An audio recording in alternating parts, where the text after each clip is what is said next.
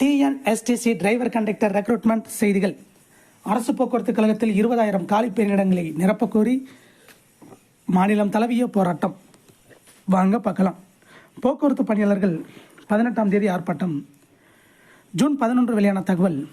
போக்குவரத்து துறையில் உள்ள 20,000 காலி பணியிடங்களை நிரப்பக்கோரி வரும் 18ஆம் தேதி தமிழ்நாடு அரசு போக்குவரத்து கழக பணியாளர்கள் சம்மேளனம் சார்பில் ஆர்ப்பாட்டத்தில் ஈடுபட உள்ளதாக அறிவிக்கப்பட்டுள்ளது.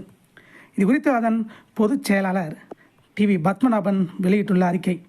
ஓய்வூதியர்களுக்கான அகவிலைப்படி உயர்வு நிலுவையை உடனடியாக வழங்க வேண்டும்.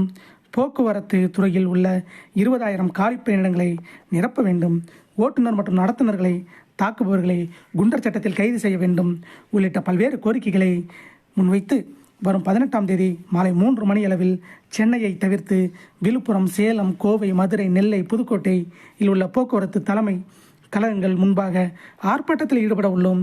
மேலும் இந்த கோரிக்கைகளை அரசு விரைந்து நிறைவேற்ற நடவடிக்கை எடுக்க வேண்டும் என்று கூறியுள்ளனர். இதை போன்ற டிஎன்எஸ்டிசி அப்டேட்டுகளை பெற நம்ம சேனலை சப்ஸ்கிரைப் பண்ணுங்கள், ஷேர் பண்ணுங்கள், லைக் பண்ணுங்கள் நண்பா. நன்றி, வணக்கம்.